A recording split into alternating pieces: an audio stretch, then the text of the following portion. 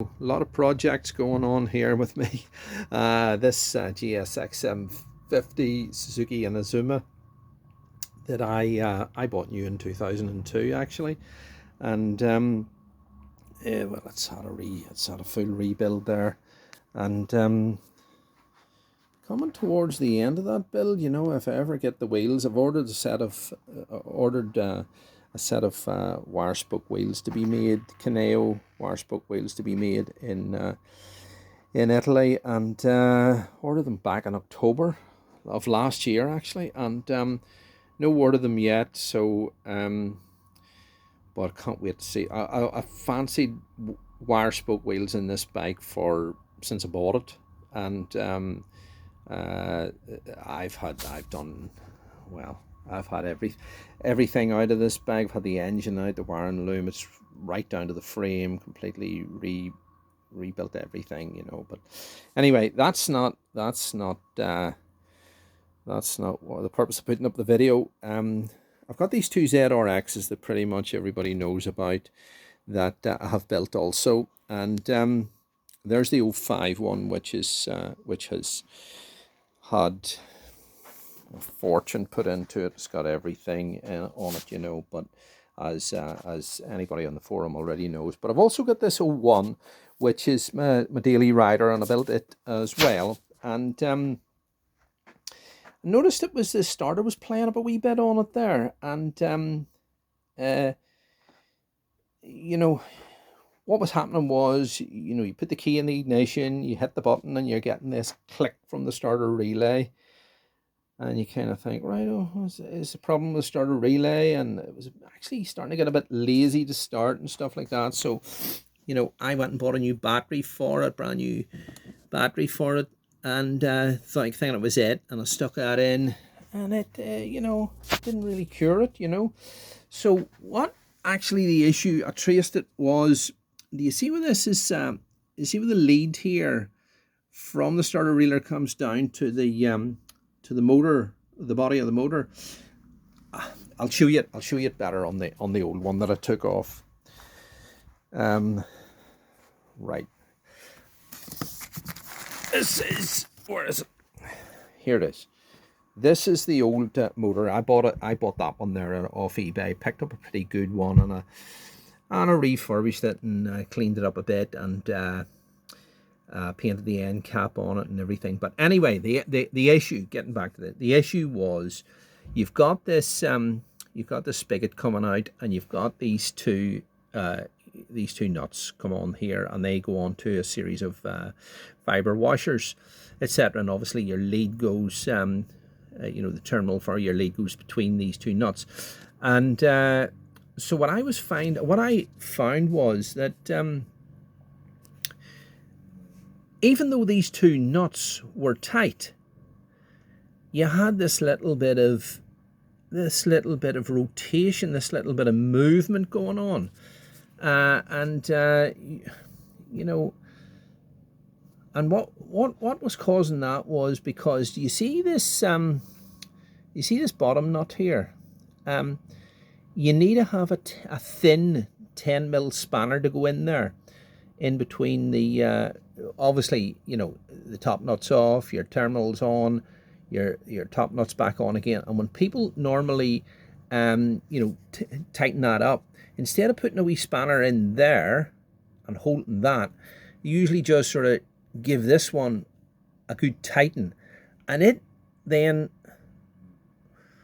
seemed to have dislodged something under, you know, where this comes out of the body of the motor, just right here. And so you were getting this whole thing moving just the slightest wee bit, and that was causing the issue, you know, because obviously must have been you know, somebody has over tightened it at one stage, you know, before I got the bike, and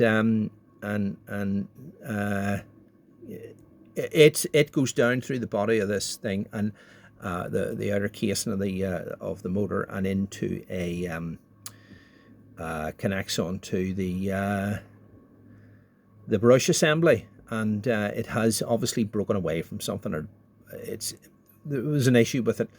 So you you know, if you, I mean, I was finding that if I was checking to see whether these nuts were tight, and if you moved it like a millimeter, the bike started right up. If you moved it back the other way, it you were getting that starter relay click.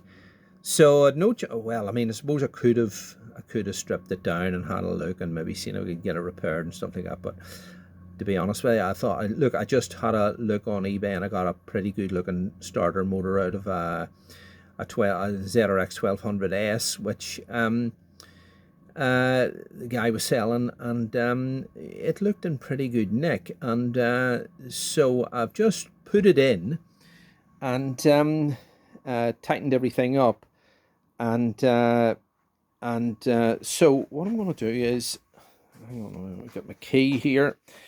I'm going to stick my key in, try it, right? Where's that? Always like to put that with the leather side down so that nothing scrapes that. Switch the pingle tap. There's an aftermarket pingle tap on this bike because I'm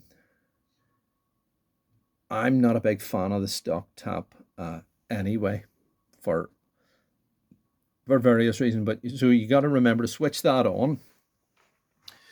Okay, let's see. You can switch the lights on and off in this manually because it's an 01 bike, but it'll not make any difference because I usually keep the battery on a tender anyway. So put the choke on, just put it in. I've just put this motor in, so I'm going to try this out. Switch this on. Petrol's on. Everything's connected up. Let's hit this button and see if it fires right up. Oh yes. Yeah, that not a hesitation, just perfect. Perfect. Yeah. Yeah. I'll knock that choke off a wee bit there. Yeah, that's working fine. That's working fine. Happy with that. Happy with that. Glad that's cured. Switch that off. That off. You've always got to remember to switch these aftermarket fuel taps off, because the stock one, like I was saying there, the stock one is a vacuum one. And you've got this wee O-ring in there, and if the O-ring perishes or there's some wee issue with it, whatever it is, it ends up starting to leak, and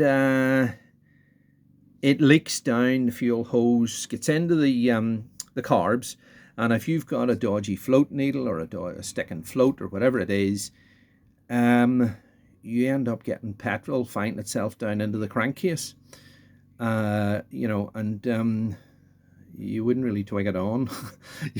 Well, you would if you looked at the sight glass on the clutch cover there. You would see it's nearly full. But if you didn't twig that on and you started it and you got petrol mixed in with the oil, all because you've got a leaking stock fuel tap there. You know what I mean? You've got big issues then, because you're trying to start a bike with petrol in the fuel. So, but anyway, that's by the way. So I've changed it out to a pingle fuel tap, but you've got to get into the habit of always remember to switch it back off. But look, I'm glad that's sorted out, because I got to the stage there where I was carrying this multimeter around with me, wondering what the heck is that? Why is this not? You know, what's the problem? And especially when we changing out the battery and everything, and but no, it turned out that's what it was. It's the starter motor. So much happier now that the starter motor's in. I don't have to carry a multimeter around or a 10mm spanner to move those nuts around or anything anymore. So yeah. So just a wee thing to watch out for. You know, if you ever wonder and you think, what on earth's wrong with that? Is that the starter relay, or is that the battery, or whatever it is? It could be that same issue that I had there. So it's just a wee thing to, just keep an eye on. But listen, it all seems to be sorted out. But who knows? Well, I'll just be I'll be using it, and report back if there's any issues. But anyway, thanks for tuning in, and see you later. Bye. Bye.